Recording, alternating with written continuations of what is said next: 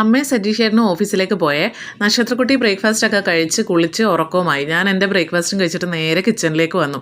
അവിടെ എല്ലാം ഒന്ന് ക്ലീൻ ചെയ്ത് കഴിഞ്ഞ് പിന്നെ നോക്കുമ്പോൾ ഉണ്ട് ഒരു കുന്ന് പാത്രം. ഇത് ഞാനും അമ്മ ഈ വീട്ടിൽ നേരിടുന്ന ഏറ്റവും വലിയ വെല്ലുവിളി ഈ പാത്രം കഴുകാണ്. എത്ര കഴിയാലും തീരത്തില്ല കേട്ടോ.